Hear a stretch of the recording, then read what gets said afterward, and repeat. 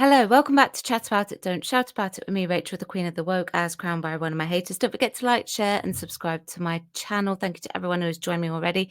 I couldn't do this without you. Today is Woke Wednesday. I wasn't really sure what I was going to do for Woke Wednesday until my Actors Union released something about Spotlight CV, which is the professional website, I guess you could say, for actors where they can post their CV and agents and casting directors and production companies can all work together and get actors' job. That is the whole purpose of that website. Now, so there's an interesting little thing within this particular industry that I am in, that any professional website CV thing that you use, they actually charge you to use as a job seeker. Now, in retrospect, in this is not the best sort of thing that you could actually have with regards to acting, being charged extortionate fees when you have things like your show reel and your headshots that you've got to pay for on top of all of that, which is part of your advertising, and of course your voice reel, any additional acting courses that you may want to take, like the riding course, the fighting courses. All of those things cost money. They all add up. And when you are applying for regular jobs in real life, in general, you do not pay anything. In fact, actually, I believe, if I've got this correct, don't quote me on it, I believe it is against the law. However, it's not quite the same for entertainment. And I remember reading somewhere on the interweb somewhere ages ago when I was researching for something else in particular. It wasn't necessarily anything to do with this channel, that places like Spotlight, Mandy, Backstage are actually allowed to charge those fees to you, the performer, the one that is actually seeking work. And this is something that Equity have in the sort of last 6 months or so have called a tax on hope. And the reason why they have called it that is because, well, you're paying all these fees, but it is a very difficult industry to work in. There is a 98% group that don't work at all, or they work infrequently.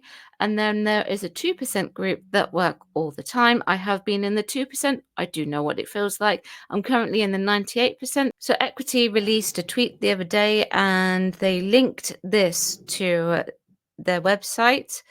And this was something that they had released as a statement. So they linked a tweet to their website, and it was an update on the things that they were discussing with Spotlight. And it's gotten quite serious, I guess you could say. Morning of the 11th of July, 8 Equity members filed papers at the High Court in a class action against Spotlight. So it is serious.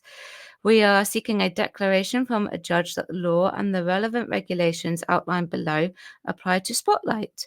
A successful judgment would mean that the court agree that Spotlight must show that their rates of subscription to their members amount to no more than a reasonable estimate of the cost of production and distribution of their directory.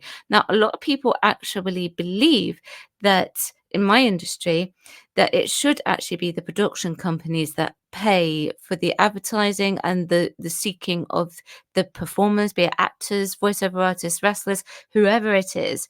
And that's how it should be. That's what many people believe. Casting directories like Spotlight charge the artists in the directory fee for inclusion in the book. In most industries, this practice of charging work seekers a fee, irrespective of whether they find work, is not legal. However, Spotlight, who argue the law does not apply to them at all, and other directories enjoy a carve out from the regulations governing employment agencies, which is specific to our industries and professions of Equity members. Equity has not opposed this carve-out historically, but in the face of mounting member concern about the cost and commercial practices of Spotlight and other directories, union policy is to lobby government and campaign to end this practice. It cannot be the right that those who need work bear the cost of recruitment in our industries alone. For actors in particular, the perceived necessity of being included in Spotlight means that the hope for work comes at a cost. This is called a tax on hope. So they've also linked that to their original statement, and I just want to draw attention to, based on Spotlight's own claimed membership figure of 90,000 100,000, their income from performance alone is in excess of 1.2 million a month. To equity, it seems implausible that this figure represents a reasonable estimate of the cost of production and circulation of the directory. It is certainly incomparable with charges to using other casting platforms in UK, Europe, and United States.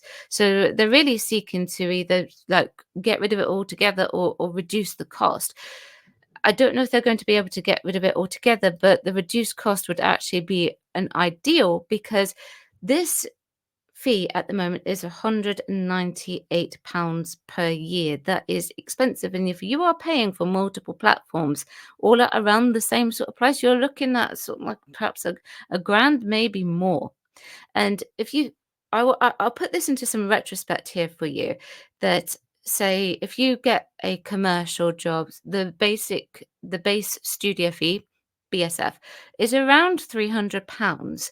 So if you're represented by an agent, you have to take off the cost of that said agent, whatever cut that they take from this particular job that has been booked, because they don't get paid unless you get paid. So you take off that cut and then you take off the deduction of £198, which is, you know, what the Spotlight membership is currently sitting at. And then you take off the cost of any tax that you uh, may produce, sorry, excuse me, and you've got less than the £100. And if you do not actually make it into the commercial, and your commercial states that if you do not feature in your contract, if you do not feature in it, then you won't get paid the buyout fee for that. So you've made less than £100 on that booking. Now, in retrospect, that's great. You've made money from an acting job, but have you made a profit? Actors are their own business. So no, you have not made a profit. So this is why they're looking to seek this to be greatly reduced or gone altogether. I'd like to actually see it gone altogether because it is a job seeker type of platform. That's how it works generally. And it just is, it's ridiculous amounts of money. Now, this is not necessarily a woke thing. It was just something really to go in because I didn't have any woke news. And I think it will be interesting to see how this will fold out over a period of time.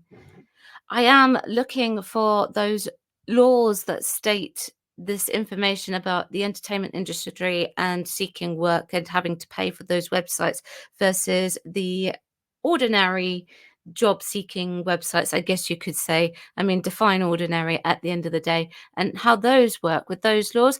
I can't find it anywhere though. I don't think we should be paying that much. And this is a call to arms for any actors who are watching and who agree with the fact that we shouldn't be paying this much. It's hard enough to get on Spotlight anyway. Even with a degree, it can be really difficult to get on Spotlight because if that degree is not accredited to Spotlight, you have to go the other route, and that's not fun. Anyway, let me know what you think. I'll be back tomorrow at 4 p.m. with Keep It Positive. It is a Japan video, so make sure that you are subscribed for that and tune in for that. Chat about it, don't shout about it. Thanks very much for watching. Like the video if you would like to. Subscribe if you would also like to, and I'll see you next time. Bye-bye.